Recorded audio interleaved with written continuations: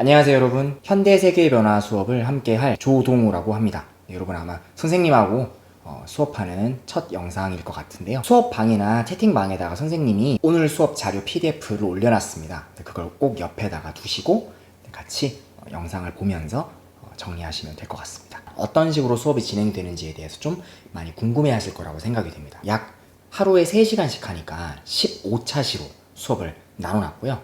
여러분이 요번 수업을 가지고 중간고사나 기말고사 같이 여러분 실제 지금 수업을 듣고 있는 학교에서처럼 평가를 하는 게 아니기 때문에 이걸 가지고 막 줄을 쳐서 외워서 그거로 어떤 시험을 봐서 점수를 보고 등급을 매겨가지고 다른 친구들과 경쟁을 해가지고 승부를 본다. 너무 그렇게 치열하게 고민하실 필요는 없을 것 같아요. 쉽게 재미있게 집에서 유튜브를 시청한다. 이 정도로 생각하시고 대신 수업을 들은 다음에 선생님이 매 시간마다 과제를 제시할 거예요. 그날 정해진 시간까지 여러분이 과제를 써서 내시면 선생님이 다음 시간까지 또 간단하게 피드백을 해서 여러분에게 제시를 해드리겠습니다. 물론 절대로 어렵지 않다라고 하는 거 한번 알려드리겠고요.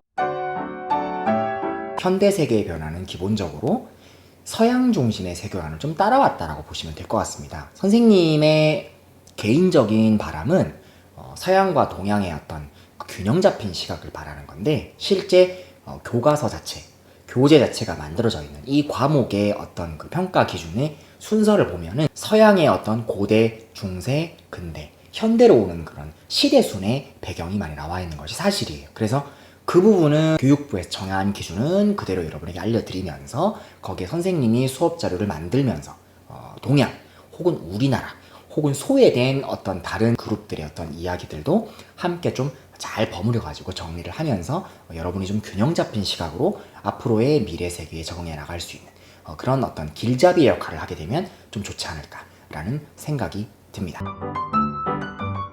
교재를 보시면 선생님이 이제 매번 업로드를 할 텐데요.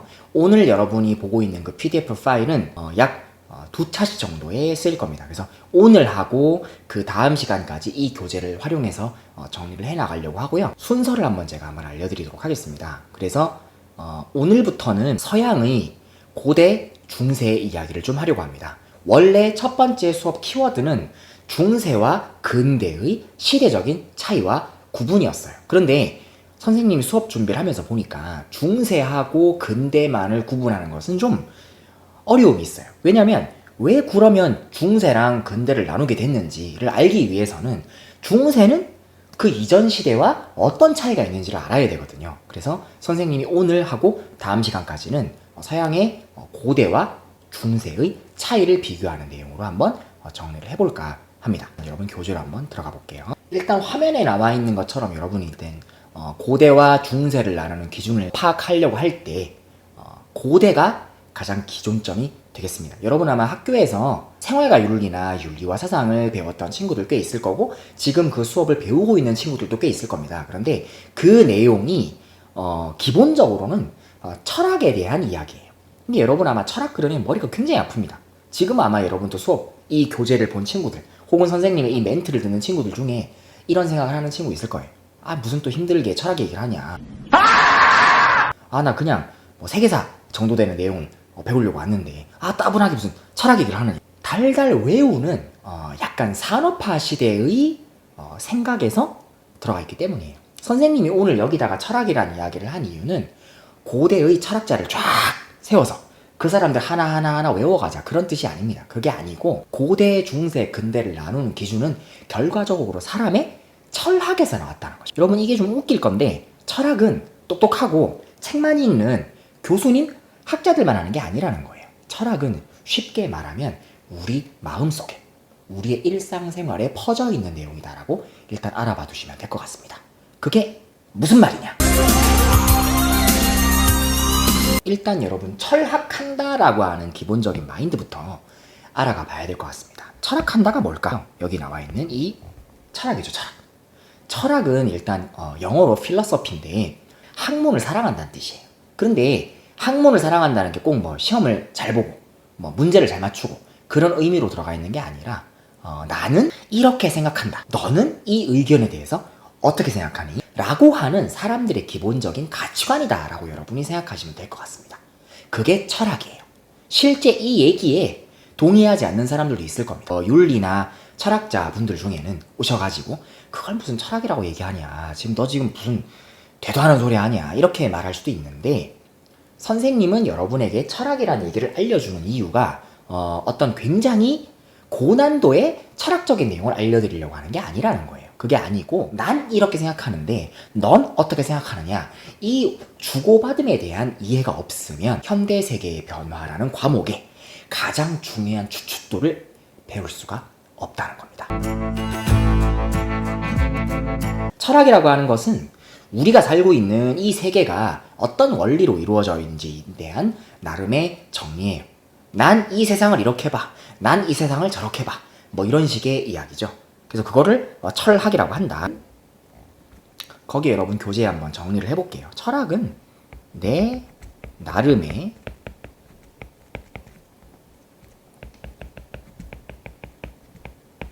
세상을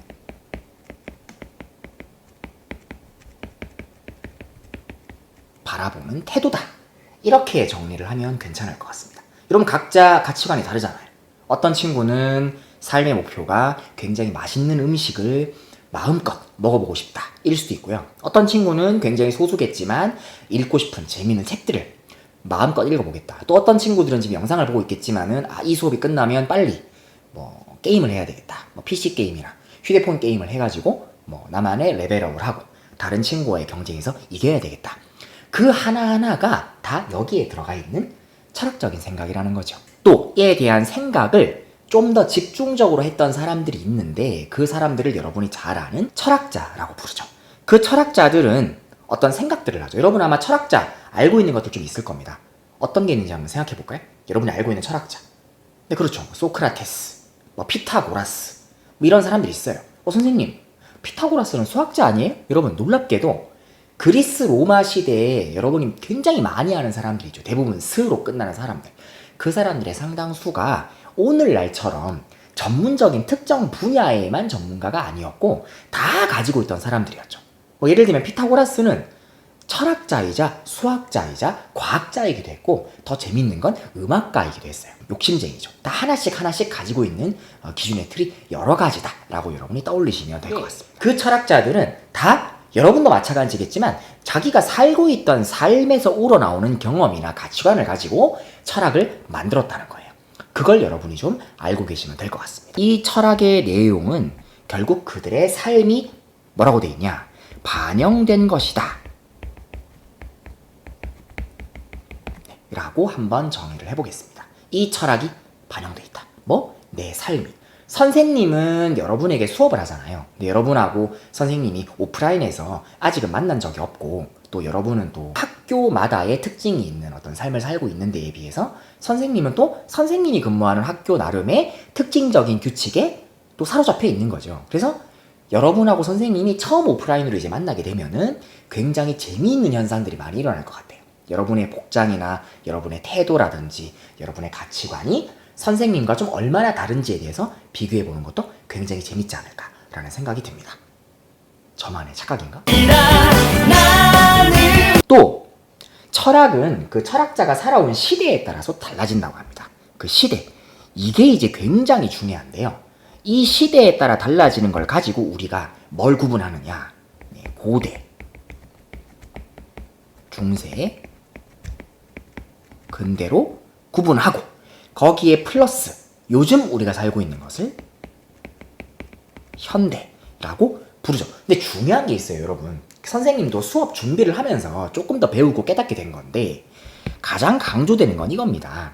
오늘날을 우리가 현대라고 하잖아요. 근데 현대라고 하는 개념이 어디서부터 어디까지인지는 모호해요. 왜냐하면 여러분은 아마 선생님 생각으로는 03 아니면 04년도생일 거란 말이죠. 근데 선생님 나이는 좀 밝히긴 어렵지만 여러분보다 아무튼 나이가 좀 많단 말이죠. 선생님이 8, 90년대부터 학생으로 살아왔기 때문에 80년대 학생은 아니었으니까 오해하지 마시고, 아무튼 그렇게 살아왔단 말이죠. 그러면은 선생님이 학생 때는 그때가 현대의 가장 최신이었던 거죠. 근데 여러분은 현재 여러분이 고등학생이다 보니까 현재 여러분이 고등학생으로 살고 있는 이 시대의 한국 사회가 여러분 기준에는 현대가 되는 거죠. 그래서 당연한 얘기인데 고대 여러분이 아까 말씀드렸던 무슨 스 이렇게 끝나는 사람들 있잖아. 그 사람들도 그 시기가 현대였던 거예요. 중세에도 그 사람들이 자기는 현대라고 느꼈던 거죠.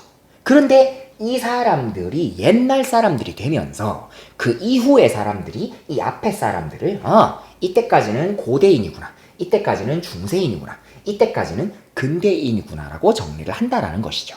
그걸 여러분이 좀 염두에 두면 좋을 것 같습니다. 왜냐? 그래서 각자 시대에 따라서 자기의 이론이 가장 최신이고 비판받기 어려운 이론이라고 생각한 경우가 많았다라는 거예요. 그걸 우리가 알고 가야지 옛날 이론들 중에서 저 사람들은 왜 이렇게 무지몽매하지? 왜 저런 생각에 사로잡혀 있을까? 라고 그냥 비판만 하는 게 아니라 고대 사람들은 저렇게 살아왔기 때문에 저 정도의 생각밖에 할 수가 없었구나 라고 우리가 좀 더 객관적으로 바라볼 수 있다는 뜻이죠. 이건 오늘날을 사는 우리에게도 마찬가지예요. 단적인 예로 지금 온라인으로 수업하게 되는 대표적인 이유가 코로나라는 사태 때문이잖아요. 근데 코로나라는 사태가 올 2월까지는 이렇게 발전될지 몰랐다는 거죠. 이렇게 심각해질지도 몰랐단 말이지. 그래서 코로나19 이전과 이후는 또 굉장히 다르다고 지금 많이 또 비판하고 있잖아. 그치? 생각을 하고 있고 또 그거에 따라서 시대 구분을 우리의 후손들이 다르게 할 수도 있다는 거 여러분이 좀 알아두시면 좋을 것 같습니다. 그래서 결론이 뭐냐? 그러면 이 철학이라는 말을 우리가 수업 들어가기 전에 어렵게 느끼지 말고 이 철학이 뭐냐? 현재 오늘날 쓰이는 말 중에 가장 가까운 말을 한번 골라보겠습니다. 그게 바로 뭐냐면 세계관이죠. 선생님 세계관이란 말도 너무 어려운 거 아니에요? 그렇지. 근데 여러분 세계관은 각자 다 있어요. 여러분마다 한 사람 한 사람 이 수업을 듣는 친구들로 성격이나 개인 가치관이 다 다르잖아요. 그 가치관 하나하나가 철학이다. 이렇게 여러분이 알아두면 될 것 같습니다. 이걸 그러니까 아주 비슷한 말로는 가치관, 생각, 혹은 이제 좀 많이 쓰는 말로 개성, 이런 말들로 쓰일 수가 있다는 거죠. 그러니까 저 가치관이 고대 사람은 이랬고 중세 사람은 이랬고 근대 사람은 이랬다 라고 봐야지 실제 철학 전문가가 아닌 여러분들이나 선생님이 봤을 때도 조금 더 이해하기가 쉽지 않나. 우리는 현대세계의 변화라는 수업을 들으면서 철학적 전문가가 되는 게 아니에요. 목표가. 우리는 왜 옛날 사람들, 중세 사람들, 근대 사람들은 왜 저런 생각을 하고 살았느냐. 근데 더 웃긴 것이 그 사람들은 별 의미 없이 했던 행동이나 어떤 사건들이 현재 살고 있는 우리에게 우리도 모르게 굉장히 큰 영향을 주고 있다는 거죠. 그래서 그거를 알아가야지 앞으로 바뀔 수도 있는 미래 사회에 우리가 더 잘 적응하고 대처할 수 있겠구나. 이게 이 과목의 목표예요. 선생님이 이 세계관이라고 하는 것이 얼마나 우리 사회에 많이 쓰이는지에 대해서 몇 가지를 살펴봤습니다. 첫 번째는 이런 거예요. 이 포스터 여러분 아마 본 친구도 있을 겁니다. 포스터를 모르더라도 여기에 등장하는 연예인 정도는 알겠죠. 네, 강동원, 그다음에 이나영이라는 배우. 강동원이라는 배우는 선생님이 여고에서 근무하다 보니까 우리 학생들은 강동원에 관련된 영화만 틀어줘도 굉장히 좋아하고 일단 강동원의 얼굴로 빠져들 것 같은 그런 느낌이 날 정도로 아무튼 굉장히 매력 있는 두 배우인데 이 두 배우를 활용해서 쓴 영화가 우리들의 행복한 시간이라는 영화입니다. 강동원이 실제로 이 영화 속에서 사형수로 등장을 하게 되죠. 사형수로 등장해가지고 물론 영화 내에서는 좀 어려운 부분들도 있었어요. 좀 억울한 부분도 있고 그런데 아무튼 결론적으로 사형수가 돼가지고 사형 집행만 기다리는 사람이 되죠. 근데 영화 속에서 이나영이라는 사람이 또 상처를 좀 갖고 있는 사람인데 강동원이 있는 교도소에 와가지고 면회를 하다가 좀 정이 붙어요. 근데 어느 날 결국 운명의 날이 다가오게 되는데 그게 바로 사형 집행하는 날이었죠. 이 영화를 보여줄 때 선생님 학교에서 친구들에게 보여줬더니 막 눈물을 흘리면서 강동원에게 굉장히 감정이입을 많이 하는 그런 친구들이 있었습니다. 기본적으로 보면은 이 사형 집행되는 이 모습을 보여주는 요 내용들 있잖아요. 요거 자체가 실제 사형 집행했던 사람들과 이 영화를 만든 감독 혹은 이 영화의 원작자 실제 이 영화 원작자는 공재영이라는 소설가인데 그 사람이 굉장히 인터뷰를 해가지고 얻어낸 결과라고 합니다. 그래서 지금 영상에서 보이는 것처럼 신부님이 등장해가지고 이렇게 사형수에게 마지막 기도해주고 뭐 축복기도 해주고 뭐 이런 식의 이야기들이 있잖아요. 그런 내용들도 실제 이제 뭐 눈으로 봤다기보다는 저로 인해 경험한 사람들의 어떤 그 내용을 듣고 희생자가 정리한 거다. 어떡해. 이렇게 볼 수가 있겠죠.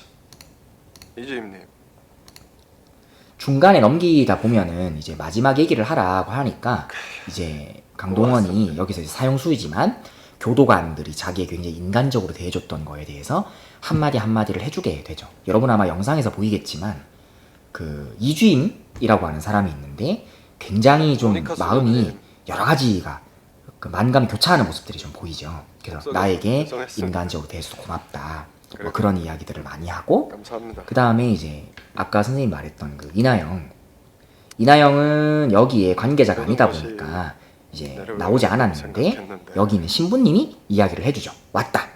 그래서 순간적으로 놀래가지고 그 밖에서 보고 있을 이나영에게 멘트를 하게 됩니다. 요게 이제 그 장면인데요. 그래서 막 여러 가지 이야기를 좀 하죠. 잠깐 볼게요. 유정씨, 유정씨 거기 있죠? 내 보이죠? 내 목소리 들리죠? 자, 이제 서서히 이제 이 유리막 속에 유정씨, 이나영 모습이 비춰지면서 클로즈업이 되죠. 이게 굉장히 선생님은 이 영화를 볼 때 가장 이게 의미 있는 장면이라고 생각을 했는데 이렇게 막 울면서 이렇게 이 영화를 컨셉을 잡은 자체가 여러분이 봐도 느껴지지만 사형제도가 이렇게 비인간적이다라는 이야기를 심어주고 있는 거죠. 뭐 심어준다기보다는 이게 감독과 연기자 또는 사랑합니다. 원작자의 생각인 거지 그것 자체가 철학이라는 거예요. 여기서 그러니까 나는 사형제도를 찬성한다 반대한다 누나! 라고 하는 그 내용 자체가 이 영화를 만든 사람이 갖고 있는 세계관 철학이라는 거죠. 그래서 요 영화를 만든 사람은 아마 사형제도를 나는 폐지했으면 좋겠다. 왜 사형제도가 있는지 모르겠다. 여러분 아마 배웠겠지만 우리나라는 사형제도 잠정 폐지국이죠. 실제 사형제도가 있긴 있지만은 사형식 집행을 안 한 지가 오래돼가지고 실질적 폐지국가다 이렇게 많이 부르고요.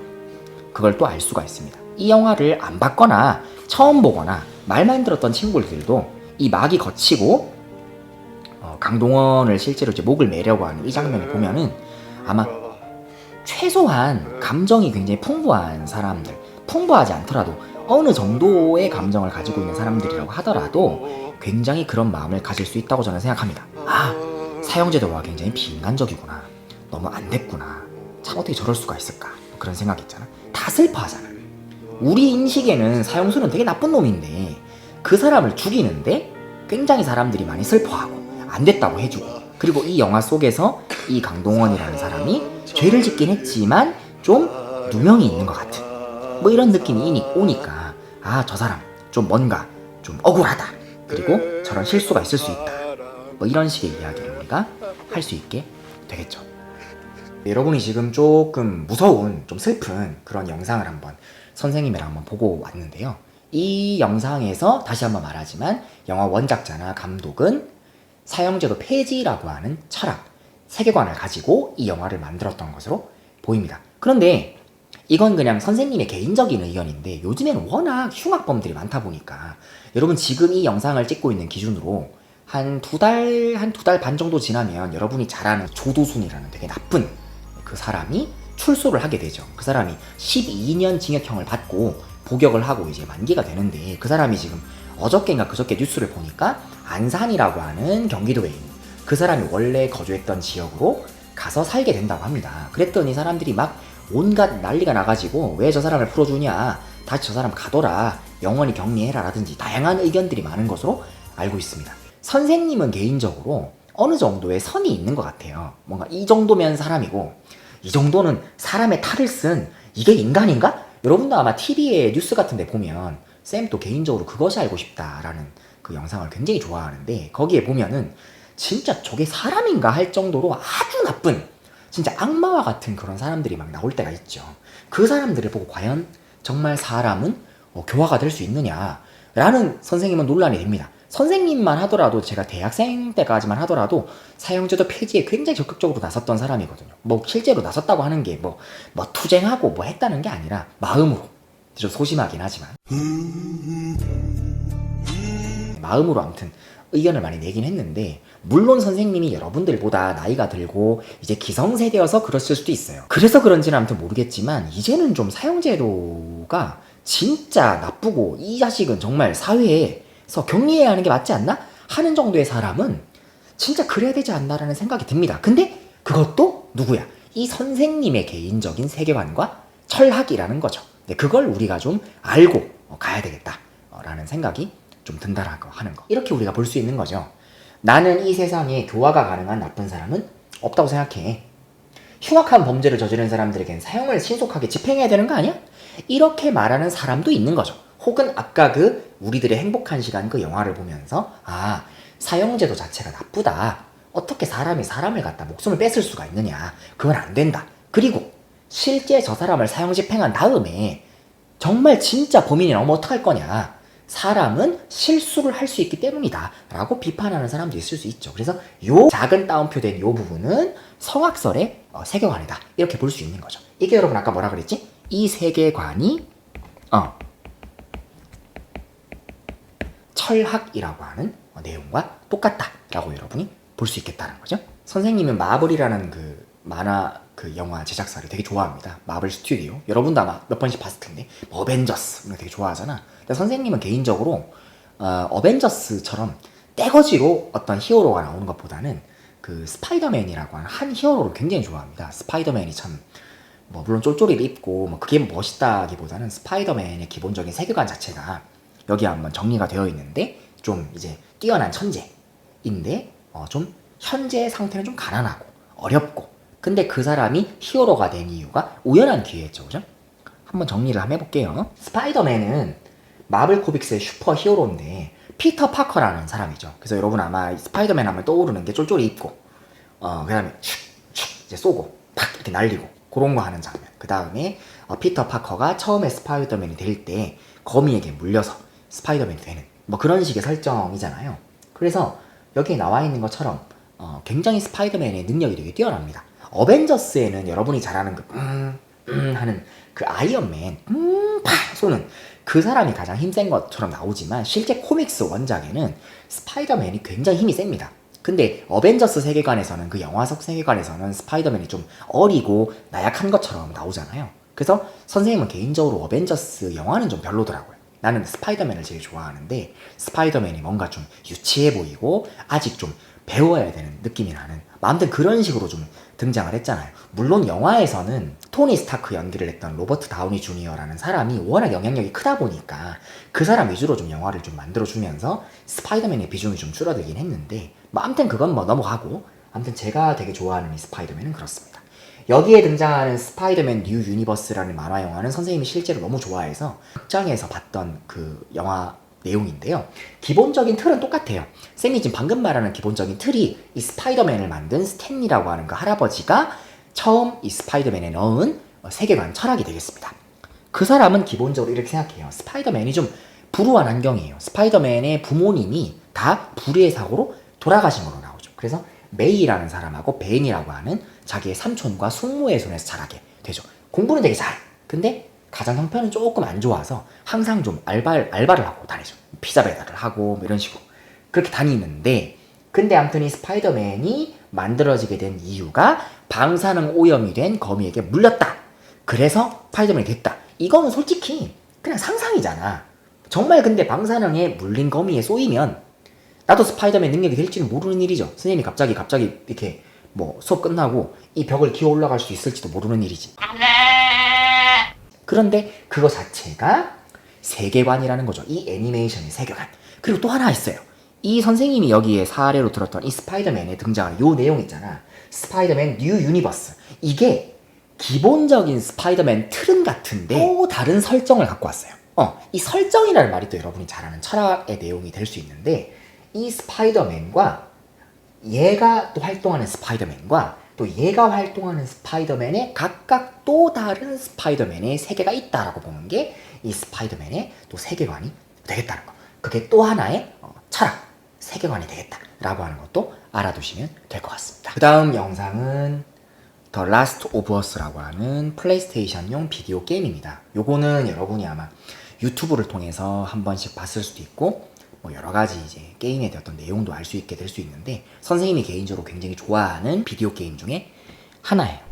요거는 영상에서 보이는 것처럼 일단 처음에는 이 주인공이 조엘이라는 남자 주인공이 하나 있는데 그 주인공에게는 세라라고 하는 딸이 있었습니다. Daddy? 딸을 데리고 사는 이제 그 싱글 그 남이 됐죠. 근데 어떤 날에 갑자기 그 잠에서 깨보니까 전 세계가 좀비들이 창궐하는 Where the heck 그런 are 세계가 you? 되어 있었던 거죠.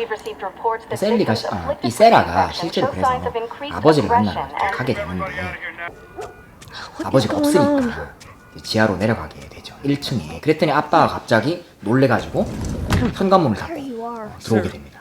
괜찮냐? 그러면서. Yeah. 근데 딸이 더 놀랬어. 아빠가 좀 더 이상한 것 같다. Come in here? 뭐하냐 지금 이러면서 No, who would 그런 come in 내용들이 here? Don't go 등장하게 near the 되고요. doors. Just stand back there. 문 근처로 가지 말라 그러죠. Dad, you're kind of freaking 왜 me 그러나 out. 봤더니 What's going on? It's the Coopers. Something ain't right with them. I think they're sick. What kind of sick? Jesus. Jimmy! Dad? Honey, come here. Come here. Jimmy! 네, 여러분이 흔히 보는 Jimmy, 어떤 I am 아저씨가 warning you. 등장하게 되죠. 그래서 실제로 이 내용은 갑자기 막 이뤄지니까 무슨 일인지 모른다는 겁니다. 그래서 여기서 벗어나야 되겠다 라는 생각을 하게 됩니다. 네, 톰이라고 하는 삼촌이 때마침 와가지고 형과 자기 조카를 데리고 안전한 곳으로 가자 그렇게 됩니다. Half the people in Sydney lost their minds. Can we just please go? 그래서 무슨 일 때문인지에 대해서는 제대로 알려주지 않고 You gonna tell me what happened? 자동차를 타고 멀리 이동을 하게 되죠. Hey, Sarah. How you holding up, honey? I'm fine. 쭉 이동을 You 하다가 hear us on the radio? Come on, people, move. What are they 사람들이 running 전부 다 from? 서성이고 왔다 갔다 하잖아요. 그래서 이걸 보고 주인공 조엘과 딸 세라, Can't 그다음에 stop here. 동생 I can't 토미는 fucking drive through. 우왕좌왕을 하면서 They're behind me too. 이동을 하게 There, 되겠습니다. there. Hold on. 가다가 사고가 나요. 여러분도 방금 저처럼 많이 놀라셨죠? 저도 처음에 이거 플레이할 때 굉장히 놀랬던 부분 중에 하나인데 아무튼 이게 오프닝이에요. 오프닝인데 영상 다시 한번 가보시죠. 정신을 차리고 일어나 보니까 차는 이미 갈라졌고 조엘이라는 아저씨는 혼자 정신없이 차에서 빠져나오게 됩니다. 마음으로 직감을 하게 되죠. 아, 여기서 나는 벗어나야 되겠구나. 나쁜 좀비들 때문에 우리 가족이 다 죽게 되겠구나. 현재 이 조엘이라는 남자 주인공의 기본적인 생각은 이겁니다. 우리 딸 사라를 살려야 되겠어 라고 하는 식의 주장입니다. 요 정도까지 이제 오게 되면은 특히 이제 플레이하는 사람, 플레이어가 남자다 그리고 선생님처럼 약간 아저씨 정도 되는 나이다 라고 하게 되면 굉장히 몰입을 하게 됩니다. 이제 사라가 아니라 내 딸인 것이 감히 내 딸을 갖다가 괴롭혀? 라고 하면서 사라를 들고 이동을 하게 되겠습니다. 쭉 이동을 하다가 No. Those people are on fire. Don't look, Sarah. 토미가 이제 형을 보내고 사라랑 함께 떠나라 라고 얘기를 하죠. 그래서 정처 없이 계속 걸어나가게 됩니다. 근데 밑에 보면은 막 뒤에 따라오죠, 좀비가. 실제로 이게 걸려서 죽진 않아요. 영화 설정에 남면 따라가다가 We're safe. We're safe. Hey, we need help. Stop. Please. It's my daughter. I think her leg is broken. Stop right there. Okay. We're not. Shit. Move your hands, baby. Baby. Don't do this, baby. 여러분이 방금 본 내용처럼 이게 참 충격적인 내용인데 주인공 딸이 죽었잖아요. 되게 무섭단 말이야. 근데 그게 오프닝이었어요. 되게 내가 그 게임을 하든 영화를 하든 드라마를 보든 간에 저런 식의 오프닝은 본 적이 없는데 일단 허무해. 아, 내 딸이 죽었잖아. 짜증나. 이게 뭐야? 이런 생각이 막 듭니다. 그런데 기본적으로 보면 이런 마음은 들죠. 이게 뭐야? 내가 원래 알던 그 설정은 그냥 좀비 영화나 좀비 게임은 그냥 하고 걸어다니는 애들을 그냥 쏘면은 걔네 그냥 쏘서 죽이고 넘어가는 거 아닌가 싶은데, 저 이제 기본적인 이 게임의 설정 자체가 좀비로 세상이 망가진 다음에 사람이 살아가면서 어떤 식의 마인드를 가지고 살게 되는지에 대한 철학적인 물음이라는 거죠. 저 상황에서 진짜 착하다는 것과 진짜 못되다는 것은 어떤 의미가 있는지. 실제로 이 게임이 1탄이 2013년에 나왔는데 2탄이 올해 나왔어요. 그 2탄은 호불호가 있습니다. 선생님 이 수업 영상도 뭐 당연히 수업 듣는 여러분만 보겠지만 게이머들이 보면 또 뭐라고 할지 모르겠는데, 선생님은 아무튼 2탄에 대한 평가는 좀 내버려 두고 아무튼 1탄의 기본적인 내용은 그렇습니다. 그래서 1탄이 굉장히 평가를 좋게 받았던 이유는 우리가 흔히 아는 이 여기 이제 여러분 그 PDF에 등장하는 이 사람이 이제 조엘이라는 사람이잖아요. 이 사람이 좀 그렇게 막 우리가 아는 것처럼 되게 착하고 굉장히 정이 많고 이런 사람으로 묘사가 되진 않아. 좀 약간 냉혹한 면도 있고 자기의 생존만 굉장히 강조하는 사람도 있고, 근데 오른쪽엔 이 주인공이 엘리라는 사람이죠. 이 엘리라는 캐릭터가 또 이 게임에서 굉장히 중요한 역할을 하고 있다는 거죠. 자세한 내용은 좀 스포일러라서 말을 할 수가 없겠는데, 엘리 또래의 딸인 세라를 잃었기 때문에 이 조엘이라는 사람은 이 엘리에게 시간이 가면 갈수록 뭘 하겠어? 감정이입을 하겠죠. 그리고 기본적 이 영화, 이 게임의 컨셉은 이 좀비가 창궐한 이 세상에서 이 조엘이 이 영화 제목처럼 이 우리에게 마지막 남은 희망인 이 엘리라고 하는 이 캐릭터를 데리고 어디로 가야 되겠다라고 하는 설정인 거죠. 그 가운데 별의별 놈들이 막 나오고 하겠지만 아무튼 그런 식의 설정이 됩니다. 그건 이제 우리가 아는 게임의 세계관이 되는 거죠. 참고로 이 그 게임에서는 좀비라고 하는 설정이 뭐 좀비에게 물려가지고 무슨 바이러스 으악 이 정도 수준이 아니고 동충하초라는 특이한 개념이에요. 그래서 동충하초 바이러스에 감염이 되면은 몸이 이렇게 이상하게 버섯처럼 변하는 좀 흉측한 모습을 좀 볼 수 있는데, 그런 컨셉이라든지 그런 생각, 설정도 전부 다 우리가 철학이라고 볼 수 있다라고 하는 내용이 되겠습니다. 조금 우리가 분위기를 좀 바꿔봐서, 그래서 이 철학이라고 하는 것은 사람과 시대에 따라서 굉장히 다양하더라. 특히 그 다양한 것이 현대에 와서는 굉장히 광범위하게 펼쳐지고 있다는 것을 알 수가 있습니다. 아까 제가 말씀드린 그런 영화나 게임이나 어떤 만화 영화 같은 경우에도 각각의 설정에 대한 평가도 사람마다 다릅니다. 여러분도 게임을 하든 영화를 보든지 간에 평점을 먼저 확인하게 되잖아요. 내가 보려고 하는 이 게임이나 영화를 다른 사람들은 어떻게 평가하는 것이냐, 그 평가 하나하나도 우리는 철학이구나 라고 파악할 수가 있는 것이죠. 그런데 특정 시대에 특정한 어떤 생각이나 가치관이 굉장히 큰 영향을 미치고 있더라 해서 그 세계관을 우리가 고대라고 한다, 혹은 중세라고 한다, 이렇게 의미를 붙일 수가 있는 거라는 걸 여러분이 좀 알고 가시면 좋겠습니다. 그래서 우리가 시대를 구별할 때 시간적 순서를 일단 넣지요. 여기에 시간적 순서를 넣는데, 그냥 우리가 시간적 순서로 고대, 중세, 근세로 하지 않고 그 각각의 고대, 중세, 근대에 어떤 철학적인 생각이 있었는지, 어떤 세계관에 따라서 그렇게 된 것인지에 대해서 한번 알아보자라고 하는 것이 오늘 수업의 가장 중요한 주제가 되겠습니다. 자, 화면을 넘겨서 여러분 한번 보도록 할게요. 그럼 고대는 뭐냐? 자, 드디어 이제 고대에 대한 이야기를 하게 되겠습니다. 고대는 일단 여러분이 고대하면 많이 들어봤던 나라들이 있습니다. 그게 바로 그리스와 로마죠. 그리스와 로마 말고도 다른 나라는 없었냐? 있었습니다. 있었는데 왜 고대를 그리스랑 로마만 얘기하냐면, 그리스, 로마가 만들고 얘기하고 떠들고 다녔던 어떤 제도, 생각, 가치관들이 다른 그 똑같은 시대에 있었던 유럽의 사회를 이루는 굉장히 중요한 원리를 갖고 있었다라고 하는 거죠. 그 동시대에 살았던 우리나라, 그때로 비교하면 진시황의 진나라라든지 우리나라 고대 삼국 국가라든지 거기도 되게 의미 있는 시대였던 거죠. 그런데 이 고대 그리스가 기원전 시대를 알려주고 있는데, 기록으로 표현을 하면서 굉장히 많이 전승이 되어 왔고, 그 고대의 기록들을 가지고 현대에 가장 큰 힘을 가지고 있는 나라들이 서양 나라들이다 보니까 이 그리스, 로마의 어떤 정신이나 문화를 알지 않고서는 현재처럼 서양이 좀 가장 큰 힘을 가지고 있는 이 시대를 설명하기가 어렵더라는 거죠. 우리 입장에서는 기분이 나쁠 수 있어요.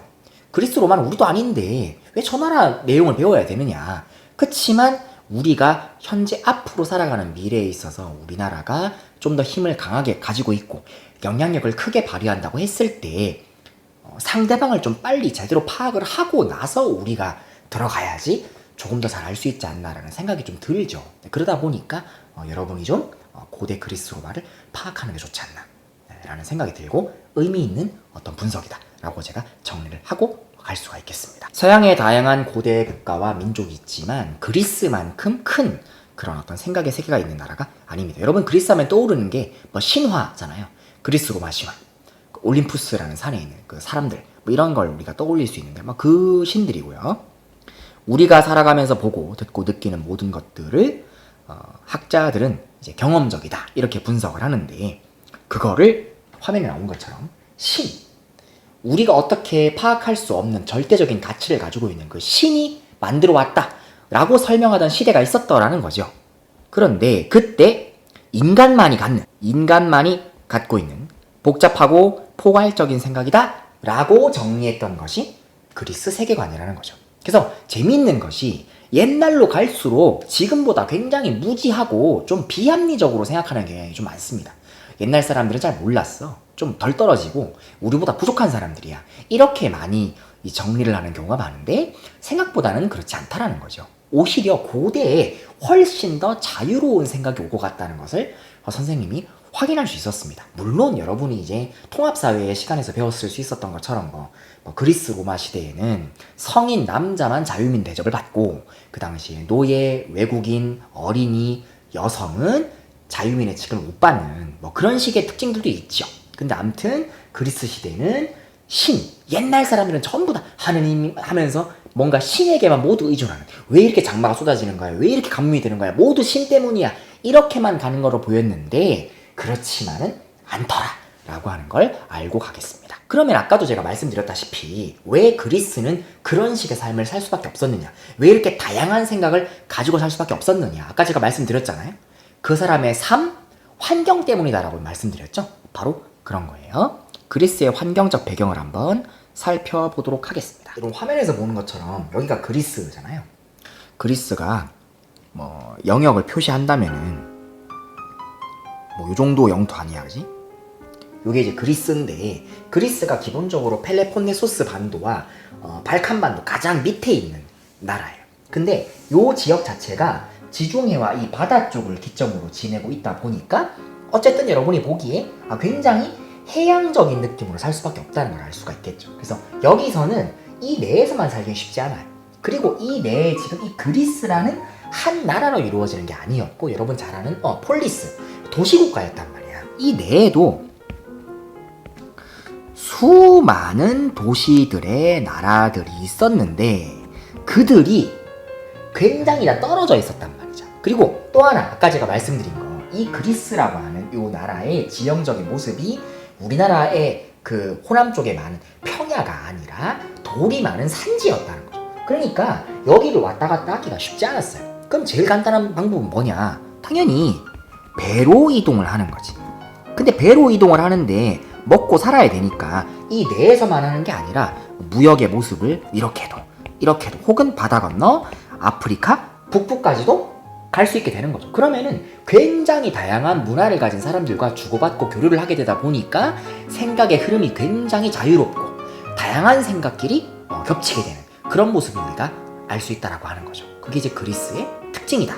또 그리스가 지금 우리가 알고 있는 철학을 갖게 된 배경이다 라고 여러분이 알고 계시면 될 것 같습니다. 이런 모습들은 또 제가 한번 영상 자료를 하나 가져와 봤는데 유비소프트라고 하는 그 컴퓨터 게임 제작자가 만든 어쌔신 크리드 오디세이라고 하는 게임에 굉장히 잘 등장해 있습니다. 영상을 한번 보고 오시죠. 네, 주인공은 스파르타와 아테네의 전쟁, 펠로폰네소스 전쟁을 배경으로 하는 게임인데요. 영상에서 보이듯이 해상전이 굉장히 자주 나옵니다. 그래서 바다에서 실제로 여러분이 조종을 하면은 플레이를 하면서 아테네나 스파르타군과 싸워볼 수도 있고 바다 건너 이동을 해야만 넘어가는 뭐 스토리 진행의 퀘스트라든지 그런 진행이 가능한 지역도 있고 그렇게 연결이 된다는 걸 알 수가 있습니다. 잘 보면은 일단 뭐 이 게임 회사가 물 그래픽과 뭐 이걸 포함한 다양한 배경 그래픽이 굉장히 중요한 걸로 되게 유명한 걸로 많이 알려져 있는데 선생님도 실제로 이걸 플레이 해봤고 또 엔딩을 봤는데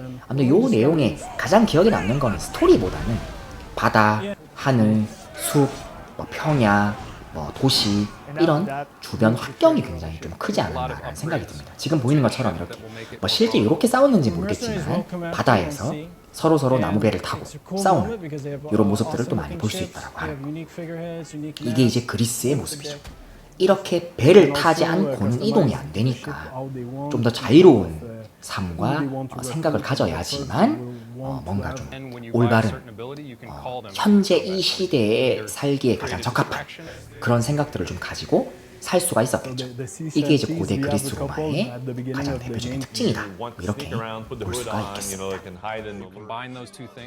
이게 평지가 잘 없고 다 돌들이 박혀 있는 산이에요. 산이다 보니까 좀 삶이 좀 되게 평화롭게 살긴 쉽지 않은, 그러니까 뭔가 다른 지역에 가가지고 다른 사람들이 가지고 있는 물건을 약탈하거나 빼앗아 와야 하는 뭐 그런 식의 모습들이 좀 많이 보인다라고 하는 걸 알 수가 있다라고 하는 거죠. 네, 그럼 잘 보셨습니까? 선생님이랑 같이 지금 영상을 한번 봤는데 이게 이제 그리스 로마의 대표적인 모습이었다는 거죠. 이거는 그리스잖아요. 근데 이탈리아만 가더라도 마찬가지예요. 로마 시대의 이탈리아도 이탈리아 반도 내에는 그렇게 넓은 평원이 존재하지 않고 돌들로 이루어진 산악 지역이 많습니다. 그래서 여러분 이탈리아, 그리스, 로마 이렇게 떠올려보면 떠올리는 게 석상이잖아요. 돌을 깎아가지고 만든 건축물이나 어떤 그 사람의 조각들이 되게 많잖아. 그게 그 지역의 자연환경을 반영하는 것이다. 그리고 그게 그 사람들의 철학, 세계관도 반영하고 있다. 뭐 이 정도로 여러분이 좀 알고 계시면 어떨까 하는 생각이 듭니다. 근데 아까 게임에서도 잘 봤지만 이게 그 게임 속에 있는 지도예요. 지도인데 지도 상에 있는 그 그리스의 환경이 굉장히 넓게 표현이 되어 있거든요. 근데 그게 대부분 보면은 딱 봐도 여러분 알겠지만 지형적으로 굉장히 복잡한, 네, 높고 낮음이 굉장히 심한, 네, 기복이 심하다고 하는데 이런 지형들이 많이 보인다. 그래서 그리스 로마 시대, 특히나 그리스는 이런 지형적 특징 때문에 주변 나라들과 교류를 배를 타고 더 자유롭게 할 수가 있었다라고 하는 거죠. 평지가 너무 잘 펼쳐져 있다고 하면 오히려 거기에서 충분한 농작물이 자라나는데 굳이 다른 나라와 거래를 하겠다는 생각을 안 할 수도 있거든요. 근데 여기는 지금은 다른 나라와 배를 타고 나가지 않으면 살 수가 없는 거지. 그래서 더 큰 활발한 교류가 많았다 라고 볼 수가 있겠고요. 여기에 보면은 이 사람이 주인공 카산드라고 이 맞은편에 있는 사람이 소크라테스거든요. 그래서 이따가 나오겠지만 이 게임에 소크라테스를 포함한 다양한 그리스 철학자들도 등장을 합니다. 다음 페이지 가볼게요.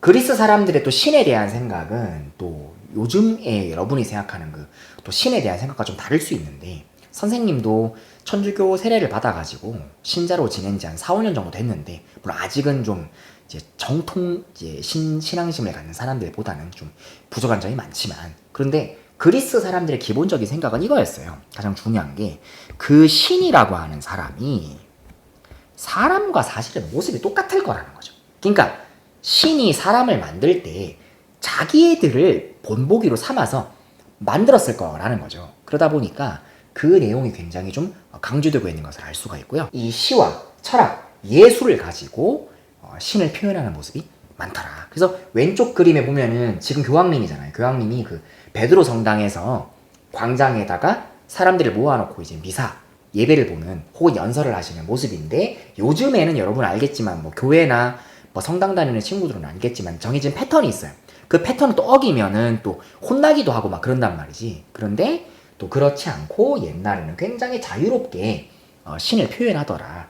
그래서 그게 이제 그리스 로마 신화의 배경이 되는데 SBS에서 올림포스 가디언이라고 하는 그 애니메이션을 만들었던 적이 있어요. 이 영상 하나 보고 오프닝 영상 보고 돌아오도록 하겠습니다.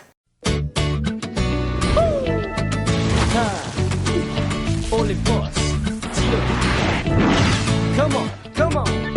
자, 지금부터 떠나보자. 그리스 신화 전설 속 신전으로 신나는 여행 올림포스의 명예 시대. 신화 이야기 우리가 여기 속에 펼쳐지는 우리만의 멋진 신화지. 어디든 갈 수 있어. 신나는 여행 올림포스의 명예 시대. 어둠은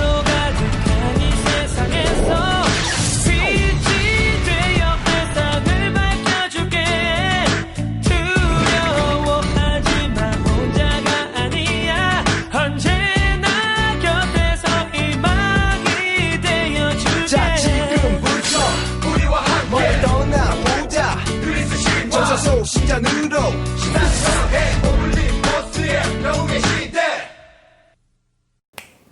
보셨죠, 여러분? 네. 올림푸스 가디언이라는 영상을 보면은 신들이 하고 있는 모습이 물론 만화 영화니까 조금 더 각색을 하고 창작을 했겠지만 사람의 모습과 거의 흡사해요. 그래서 사람이 가지고 있는 기본적인 모습과 흡사하다, 신이라는 것이. 그래서 신을 찬양하고 숭배하고 묘사하는 모습들이 굉장히 다양하게 나타났다라는 거죠. 그래서 그리스에 있는 되게 다양한 신들을 모시는 그 다신교적 전통이 조금 더 풍부한 그리스 사람들의 생각을 낳았다. 이렇게 봐도 괜찮을 것 같습니다. 네, 그러한 특징은 일상생활에서 종교의 영향을 받으면서도 세상을 바라보는 철학이나 세계관에 따라서 다양한 개성을 띠는 사람들의 모습이 반영되었다라고 볼 수 있는데, 여러분 그래서 그리스에 별의별 학자들이 많은데 그 학자들 하나하나가 다 좀 생각이 다르잖아요. 그게 저러한 아까 제가 말씀드린 어떤 지형적 환경, 분위기, 사람들의 태도가 반영되었다라고 보면 될 거라는 거죠.